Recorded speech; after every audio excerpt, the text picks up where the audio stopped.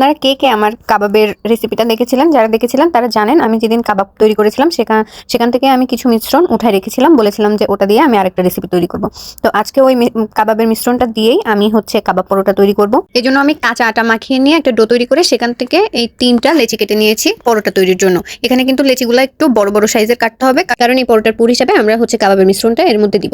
এই যে দেখুন আমি যেভাবে হাত দিয়ে চেপে চেপে নিচ্ছি, এইভাবে কিন্তু ঠিক সেম ভাবে কিন্তু ওরকম চেপে চেপে নিয়ে তারপরে কিন্তু বেলতে হবে, না হলে চারিদিকটা সমান হবে না, ফেটে যেতে পারে। আর ফেটে গেলে কিন্তু ভাজার সময় একটু প্রবলেম হতে পারে। আচ্ছা, বেলার সময় একটু খেয়াল রাখতে হবে, এটা কিন্তু একদমই পাতলা করে বেলা যাবে না, হালকা একটু মোটা করে বেলতে হবে। এখন কাবাব পরোটাটা ভাজার পালা। ভাজার জন্য প্রথমে রুটির মতো 2 পাশ সেঁকে নিতে হবে। যখন উপরে এরকম একটু লালচে লালচে ভাব আসবে, তখন এই পরোটার উপরে তেল দিয়ে এভাবে চামচ দিয়ে স্প্রেড করে দিব।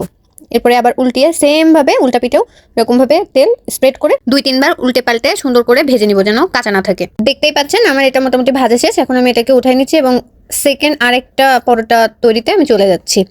আচ্ছা, আমি এখানে আরেকটা কথা বলে নিই। আমি এই পরোটার মধ্যে কাবাব পুর হিসাবে যেটা ব্যবহার করেছি, এটা কিন্তু আপনারা আমার কাবাবের ভিডিওতে কিন্তু দেখতে পাবেন যে আমি পুরটা কিভাবে তৈরি করেছি। যেহেতু আমি সেম পুর ব্যবহার করছি, এজন্য আরেকবার করে আমি ভিডিওর মধ্যে এই পুর তৈরিটা দেখাই নাই।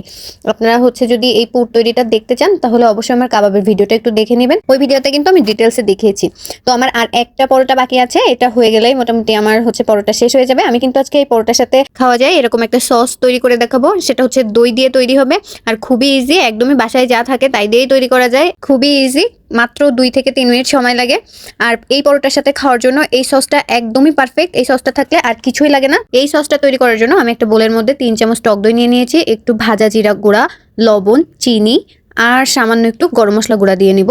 নিয়ে সুন্দর করে মিশিয়ে নিব। মেশানো হয়ে গেলে এই সসটা রেডি। এই সসটা দিয়ে পরোটা খেতে কিন্তু অনেক মজা লাগে। আপনারা একবার হলেও বাসায় ট্রাই করে দেখতে পারেন। আশা করছি এই টাইপের পরোটার সাথে এই ধরনের সসের কম্বিনেশন আপনাদের অনেক ভালো লাগবে। এই প্রত্যাশা নিয়ে আজকের ভিডিও এখানেই শেষ করছি।